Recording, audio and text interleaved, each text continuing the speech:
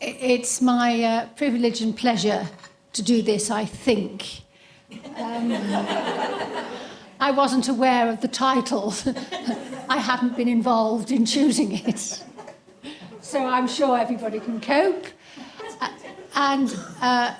This has been quite a long journey for those of us who've been trustees of the Heather Van der Lely Trust. And I must say, today, really, well, you could tell how emotional both, everybody has been, because it is really quite remarkable. And we therefore particularly have to, I would have to say, thank ourselves as a trust, because we gave the money to 5 remarkable teams.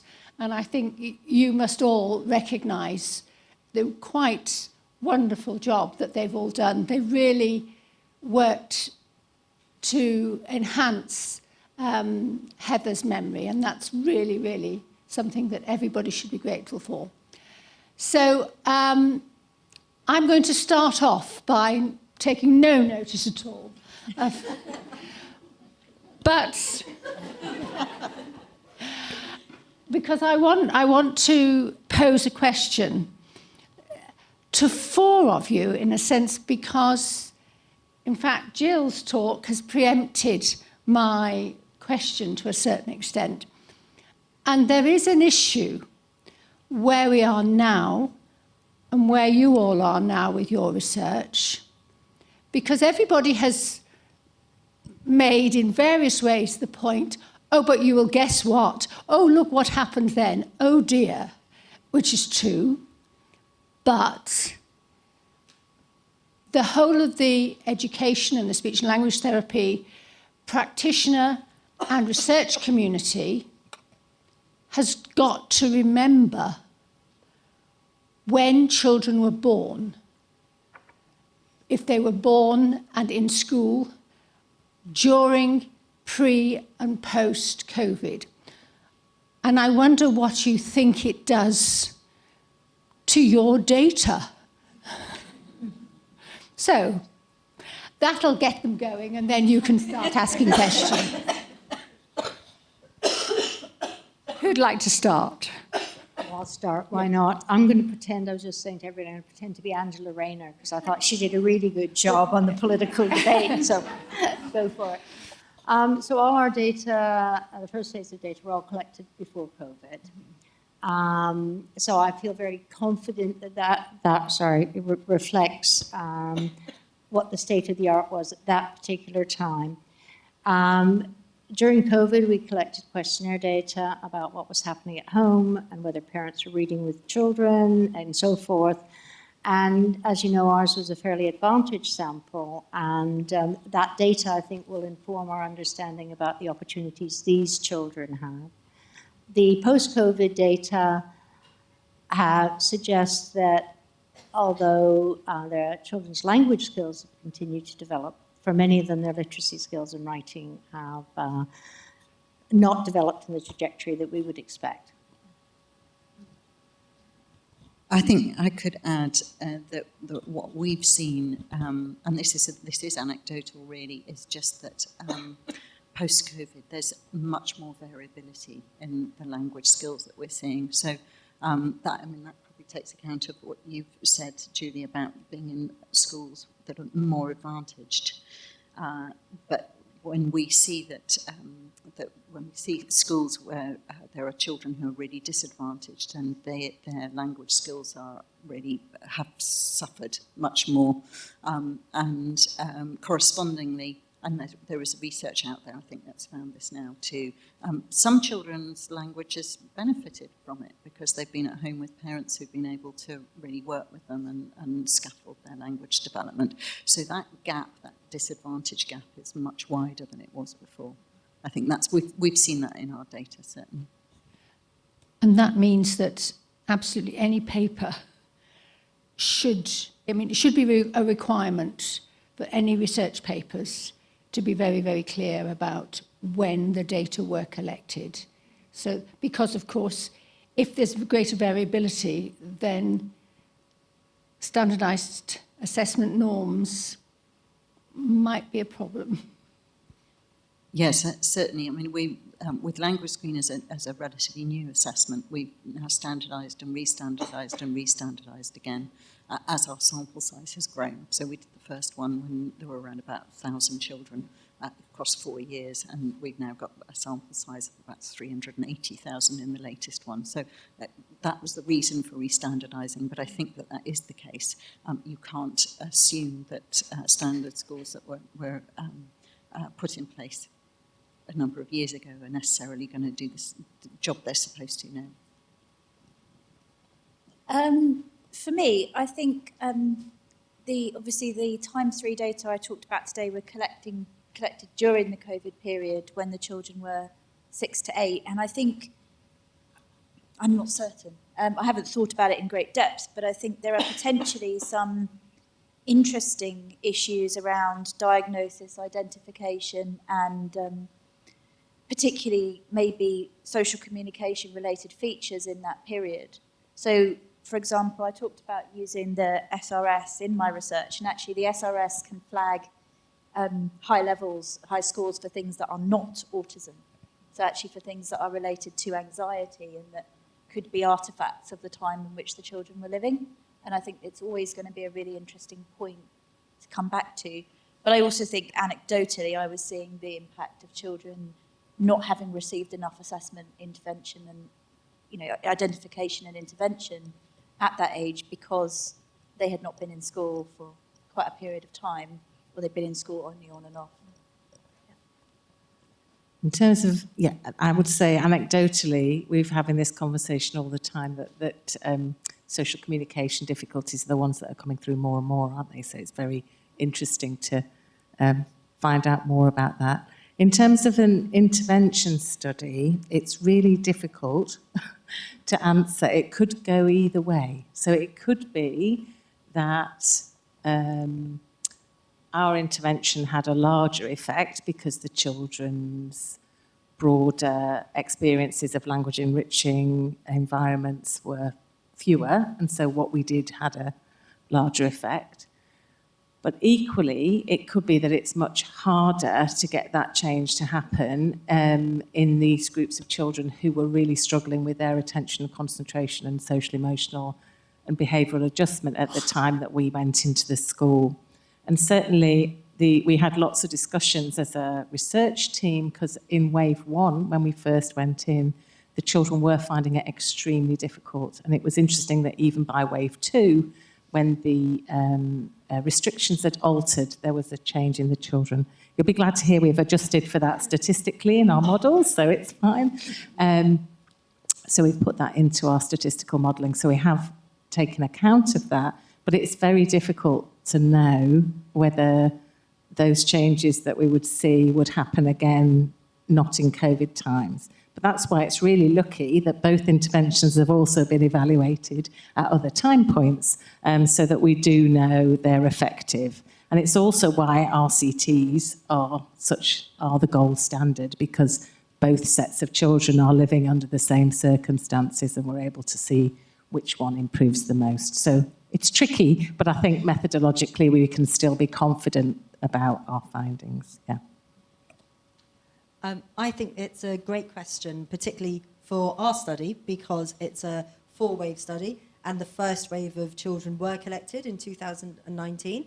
So that data would not be impacted by COVID, but the next 3 waves, they are children who have had varying experiences. And I think it's really important with deaf children because we know there's a lot of heterogeneity anyway. So this is throwing something else into the mix that we really need to account for. I'm not quite sure how we're going to account for it, but I completely agree, Rona. I think we have to be really transparent about it. We have to acknowledge this in papers. And it might be that we can look back on this in 10 years' time and think, oh no, that is still, it's representative of what we would have thought. But I don't know that we'll know that just yet. For what we can do for our study, what we're planning on doing is comparing the scores across the different waves. We're in discussion at the moment about the best way to do that anyway, to be able to combine all of that data.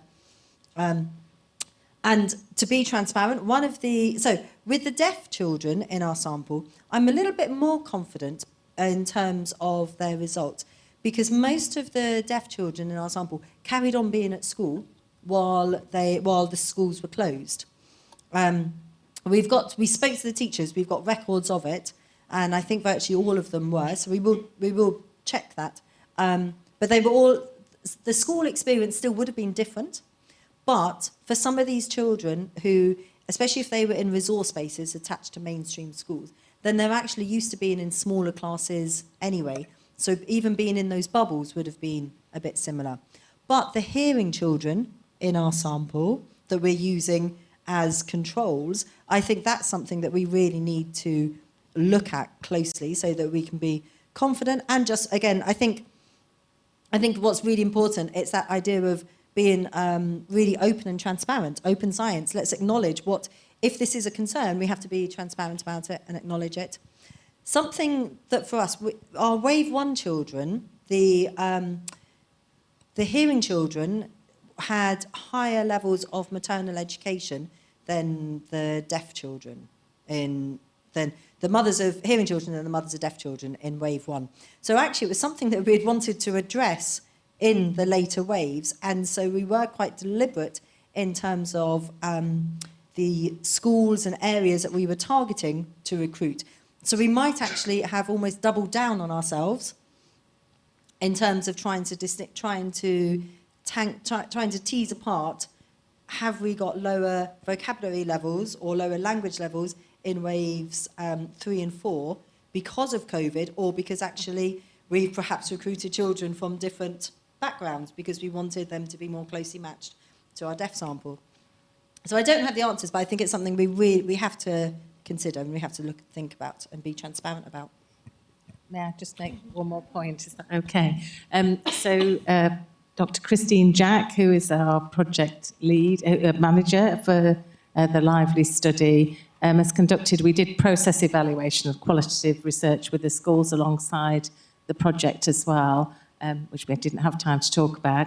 But Christine did a piece of work interviewing schools around what had changed over COVID, these early years settings, about how they'd managed that issue and what their response looked like in response to COVID. And that paper's in press, isn't it? And one of the things that Christine found that was really interesting was the way that schools were almost forced to work in closer partnership with parents more than they had previously. And so there were some really interesting benefits that came from that, and really interesting creative ways that early years settings managed to engage with parents in a slightly different way. So, it's a complex picture. It's not as simple as saying everything's terrible, I would say, in COVID. So it's a really interesting time, yeah.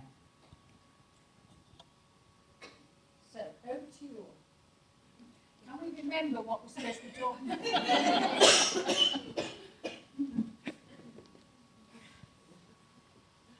It's in the programme, Rona. The benefits and challenges of applying research to practice. What could the future hold? So I'm happy to jump in at this point. Yeah, so it's really interesting because, of course, that's a huge focus for us. We're wanting to get Nellie and also other programmes that we've got out into the real world in a way that can be sustained over time. So we're really looking at the whole translational approach.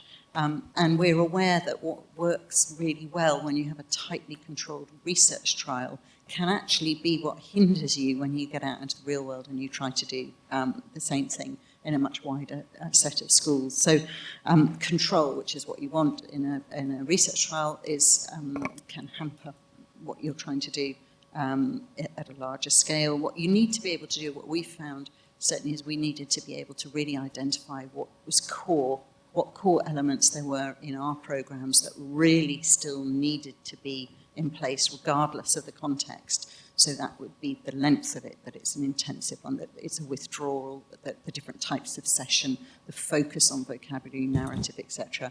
And then also be very open with trainees about the elements of the programme that could be adapted to suit their specific contexts. So it was making this identification of barriers and challenges a real sort of a discussion point with schools, something that they were very able to bring up and adapt those things that weren't core about the programme. And that's been very helpful for us. But it's a continual process, so it's not the case that you generate a research evidence base and then you throw it out into the wild and leave it there. We are still now constantly refining the programme, adding things, changing things, depending on the feedback that we're getting from formative evaluations and the data that we get from Language Screen, and that will continue. So I think that's the really important thing, is that you continue learning right the way through this pipeline that takes you from pilot trials right the way through to a programme that's out in the real world. I suppose I've got a different take to it than that. And it comes from some data, some work that I've been taken by about implementation science. And a lot of the medical research speaks to the fact that something like 80% of effective interventions never make it into real medical kind of research. And the questions about why that is the case and where we engage with people. And so for me, the biggest challenge is about acknowledging the diversity of settings, the diversity of children, and the diversity of practitioners to empower in those particular settings, because they differ. And certainly the experiences that we've had doing interventions it's about listening to what's going on. And, you know, if you have a class in Hackney of 35 children, of which all come from areas of social disadvantage, many of them are multilingual in different ways. 3/4 of them are scoring really poorly on language. That raises different challenges to what we do and how we go about it. So I think that the challenge for us, I think, is of researchers is working with what's out there and listening to those settings before going in and explaining what we think is the case. Wholeheartedly agree. Implementation is absolutely where it's at, isn't it? And implementation doesn't start with having your RCT and then telling people to implement it. Building early sentences therapy, it's 12 years since we started to design it, and we've been through feasibility, pilot, pre-pilot, pilot, and now randomised controlled trial. And it's the same with Nellie. There's many stages, aren't there, to getting something out there into practice. But I think also a key part of implementation is us being really precise about what we hypothesize the active ingredients of our interventions to be, so that we can then say to people, yeah, do what you like with that bit, you know, on you go, have a bigger group, have a smaller group, spread it out, make it more concentrated, but these are the things that really matter. It's hard to test that, but I think at least if you've started from a theoretical underpinning, you can say, this is why we think this is why this thing works. And I think more trials where we're pitting things against one another and we're manipulating elements of the interventions are vital. But also, just a plug, myself and Lindsay Pennington, we're leading a study called Places, an NIHR-funded study, which is about working with local authority areas to identify which children are underserved in their communities in terms of their language support, identifying capacity within the children's workforce to try to deliver additional support, and then offering the local areas a range of evidence-based interventions that they might want to try, and then supporting them to adapt that to their individual context. So we're trying to look at how do you support areas, not saying so trying to get them to use evidence, not to throw it out and say it's not possible for us to use it at all, but saying this is the strongest evidence base. How do we make it work in your context? No idea if it will work, but we'll find out and we'll let you know in 2 years' time. But I think implementation is key, is basically what I'm saying, yeah. I can go now. So I think one of the challenges, I agree with what you've said. I think one of the challenges that we find, it's about pulling out the implications, but really actually not what we think are the implications, but working with practitioners to find out what they think are the implications. And so we've been doing that over the last few years with Alzheimer on a few other projects where we've started, and we're planning to do it with the results of this project as well. So we first of all present them to practitioners, so that's the dissemination bit, but then actually meet with them afterwards in small interested groups and discuss what they think the implications are and what they think are the key points. And it's really interesting. And also, and it's not just about what they think are the key bits, maybe in terms of their knowledge or in terms of their skills, but also in terms of what they can do with those results actually in the class. And I was talking, last week, I was talking to a group of speech language therapists, and it was really interesting talking about similar results, talking about the gaps, and we were having a really good discussion. And one of them then had said, was actually a teacher of the deaf, and had said that she wanted to do more screening, but one of the problems for her was that they don't have very many resources. So actually, they could do screening, but they identify children who then need more support, but they don't have any resources to support them. And there were no easy answers to that question. I think it's more about acknowledging that. But I think that's where we really need to work with practitioners to discuss that and to think, okay, it's not what we think. This is changing theoretical knowledge. This maybe is having some practical implications. But it might be only a small part of what we're finding that is actually of interest to them. They may not be able to implement it all, but there might be some small bits. But I love working with practitioners because it changes my way of thinking about it, of just, rather than trying to helicopter in and think, parachute in and think, oh, you could do this, actually then being there and sometimes doing more observations with them actually in the classrooms and thinking about, oh, I can see why that just doesn't work at all. It sounds great on paper, but it doesn't. And so I think just that involvement is always really key. I'm going to say thanks, Fiona, for giving me a great idea for the dissemination events that I've got planned in terms of speaking to people about what they think is useful and what they see as the implications. It has to start sooner than dissemination, though, doesn't it? It has to be at the design stage, at every single stage of your research. So it's not stakeholder engagement, it's partnership working with the people who are going to be delivering it through the entire process of development, evaluation and implementation. I would say we have to have those voices as core to all of our teams, including the people with DLD and the families and the practitioners. Otherwise, we're going to get it wrong and we're going to spend millions of pounds on the wrong things.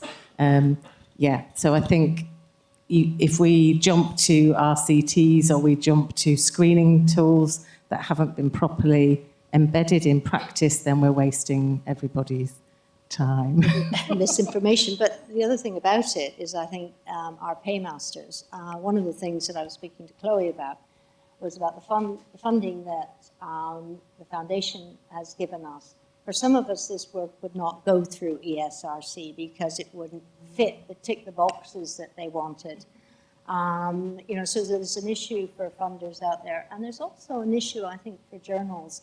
Our careers depend on, our jobs are getting your research published. So, really strong RCTs, out you go. But, other informative work that actually could inform a whole range of practitioners' issues around that. Where do you publish that? And where does it come in your ref criteria, So I think there's a bit of a debate, not just about getting it out and we're engaging in education, but also thinking about how we're controlled. I'm sure some of you would like to engage with the ideas that are coming forward. Can I ask those of you to put your hand up to receive a microphone?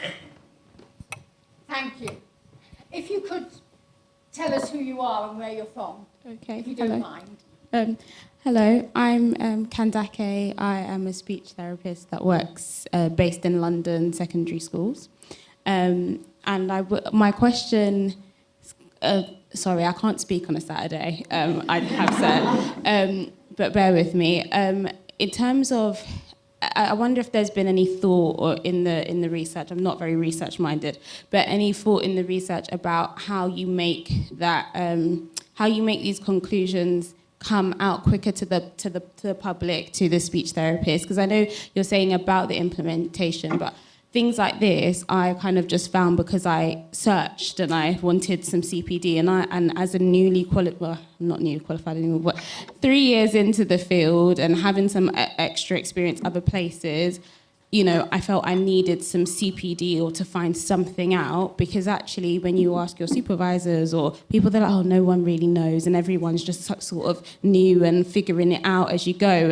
And I thought, we're in an evidence-based field, so how is that possible? So my question is, you know, have there been any thoughts about maybe using social media or something so that things like this could be, you know, a TikTok or, you know, like a TikTok on, you know, the key research studies that have come out. So even though it's not out yet and there is so much more to go and you're still highlighting those cautionary areas, but it's out there. It's simple ways you can apply these initial findings for teachers, for parents, for speech therapists, for those who can, so that, you know, we're not waiting. Because I think one of the biggest things that I find difficult is that you're doing the research for 10 years, you're then, you know, it takes, somebody somewhere told me it takes 7 years for it to go from published research to actually being implemented in schools. And by then we're on a different tagline and a different word. So it's how can we get it out quickly? And I just wonder what either in your circles or what you found out about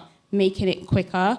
And I think what you said about the, sorry, I can't speak, as I said. I think what you said about having to tick certain boxes. I mean, as a black woman, as a clinician, as, you know, Caribbean raised, some of these things I look at them and I'm like, this is irrelevant and it doesn't make sense for me, my family, or the children that I'm seeing. So, you know, and ticking somebody else's box, it doesn't tick ours. So how can you kind of make that come out quicker with the new technology that's going on is, I guess, what I'm asking. I don't know.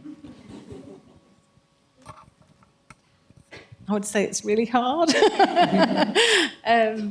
We try the best that we can. It's really difficult, isn't it, to get things out? You don't want to make huge claims before you've had something rigorously peer-reviewed. You still want slow science is good science, as you said. So it's a really difficult balance. I think being as open as we possibly can about our data at the different stages and saying it can tell us this, but it can't tell us that, is a really good thing to do. We also need to make sure that the speech and language therapy professionals and educational professionals are able to be critical consumers of the evidence base, so that if we put it out there, then individuals can weigh it up for themselves and make a decision as to how robust the evidence is and whether they should use it in their practice. But we definitely should be using social media and other avenues for getting the evidence into the hands of people who are going to use it as fast as we possibly can. And I know the What Works website try to do that, and various other people do. So if you've got some ideas, you know, tell us. We'd love to know. But from my perspective, it's hard and we do our best, is what I would say. Yeah, I think you made a very valid point there, and I agree with you, Christine, and we are doing our best. Good enough, obviously. But no, not well enough. And I think maybe part of it comes back to what you said earlier about the fact that maybe historically we haven't involved the right people in deciding what we research and how we research it. But I think in recent years that's been changing. And we'd hope that we are doing more engagement with the public, with the professionals who use our research, and trying to understand what it is that would be of relevance. It's also why researcher SLTs and teachers are so important. They can help us capture what's really kind of clinically relevant. But yes, recently I've started thinking about new directions, about actually what do parents of increased likelihood children want to see and what are they interested in. And I don't know that those weren't questions that were being asked 10 years ago when I started the project, so I'm interested to see where those things go. I think one of the other points, and you mentioned this, is about the consumers of the research being able to be critical. And I think that means that we actually have to be humble enough to realize that we have to be critical about what we are doing, and that, you know, if there was a panacea to the language problems, somebody else would have found it before us, you know, really. So we have to, you know, so if we can give ideas or suggestions and there's feedback and exchange of information, but that we are critical and develop our own thinking together, I think that's a positive way forward. Yeah, I'd just add, I think there have been lots of advances with the different technology that's now available. So I'm thinking about all the podcasts that are now available out there. For example, EEF2 is Evidence into Action.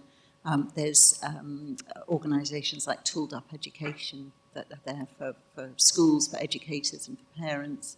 And also the fact that so many of these talks are now recorded and available online, I think that's wonderful. I use that functionality a lot myself when I'm unable to get to Sheffield or wherever it is for a talk, and I'm able to then watch it in my own time at home. So I think those are really good, but those are all really being able to take a deep dive into the research proper. And I think some of what you were talking about is possibly social media is these sort of bite-size things. And that's, I think, that's a double-edged sword. So I think we need to be doing that because we need to raise awareness, but we do need to be careful with our sound bites. And I think that's what you're really talking about there. So it's a difficult balance. I think if we go back to what you were saying, Christina, in terms of if we've actually got the right people involved, the right people with lived experience and with the right practitioners involved in the design of the study from the beginning, then hopefully actually that improves our dissemination and the way that we can talk about the project and the way that we can get more preliminary findings out.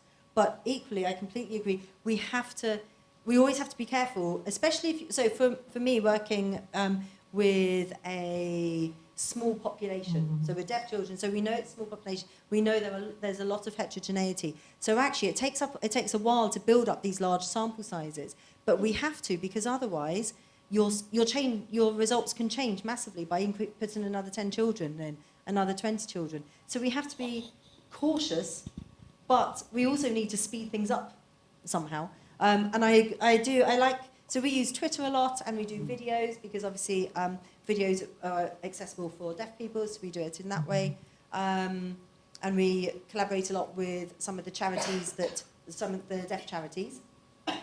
So we get some preliminary results out that way. But it is always about striking a balance. But I do like the idea of TikTok. I think probably none of us are on it. That's probably no. Speaking for myself, I'm too old. Yeah. Can I make one more point, sorry, that's linked to the Nelly rollout and also a different project that I've been involved in with Public Health England, is if the government's commissioned the work, it happens. It gets out there much faster. So when we did the Public Health England work with the ELIM, they wanted a solution to a problem. We provided the solution to a problem, and then they made it happen in practice. And it's the same with the Nelly rollout and the post-COVID, isn't it? So the other thing that we need to be in is in the ear of policymakers, so that then it changes everything. It's a game changer, I would say. Sorry, I just wanted to say that. We need to be getting in the ear of those policymakers as well. Thank you for such a lovely conference, and thank you for all your lovely work. It's amazing. I wanted to ask about your app, the language. Is it free? How much does it cost? And and also, as clinicians, it's a question to all of you. How can we help? I mean, in terms of dissemination, and you're doing so much lovely work as clinicians. Is there anything we can do to help you or make your work more meaningful? Well, it is meaningful already, but you know what I mean. Yes, so language screen, it's not free. Unfortunately, it's not free, partly because it takes such a lot of money to run it and to keep it going, and to pay the staff to keep it going. So schools will pay for a licence, and then that's an annual licence, and then they can screen as many children as they possibly want within that. We also make it available to researchers as well as cheaply as we possibly can.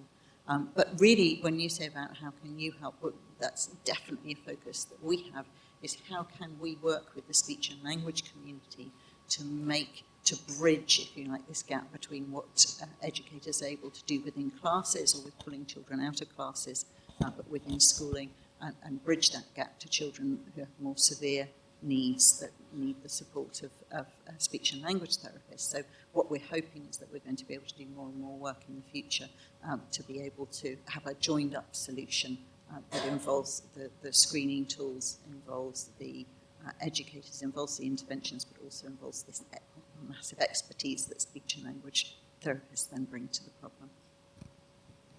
Can I jump in because we're running out of time? Is that okay? There was just a point I wanted to raise relative to what you were all saying previously, is that the RCSLT are doing phase 2 of the DLD research priorities, which Lucy here is next to me is running, and that is very much getting the opinions of people with DLD, families, policymakers, practitioners, researchers, and then that message will go to funders about this is what people working with DLD or living with DLD want to know about. So please come and talk to either of us and get involved in that, because that's exactly what you were all talking about that funding and that link between research and practice and funders as well. So yeah, please talk to us about that, because it's just getting off the ground now and we really want to get lots and lots of people involved. Sorry, thank you.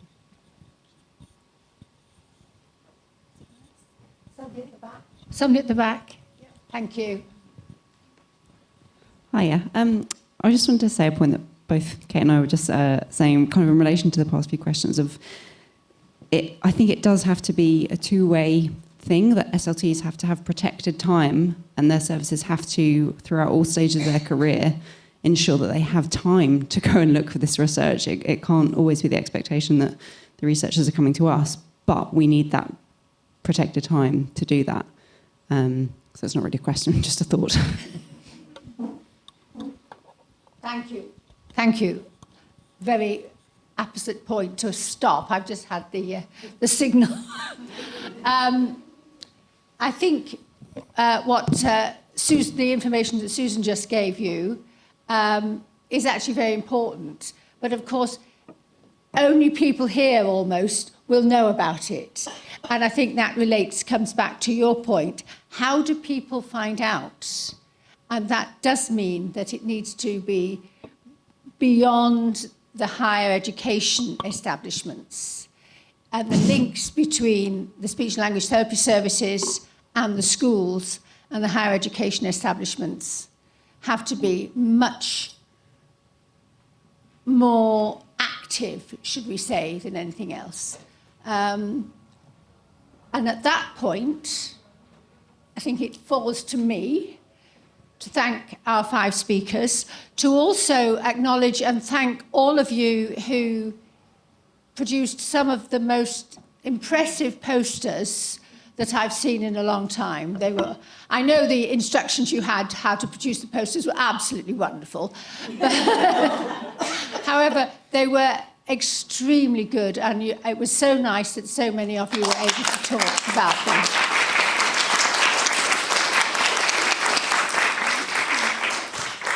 And certainly the one thing that impressed me more than anything else was having the QR code on a poster. That is such a brilliant idea that I've actually emailed my co-author today to say we've got to do this. I'm now it's now the closing point when Hilary and Chloe, are you both going to? No, Hilary's going to talk, but I'm chairing, so I'm going to move us on to the next But we're bit. terribly formal, you know, we always have to have a chair. Thank you. Rona, can we thank you and thank all our panel members? Thank you very much.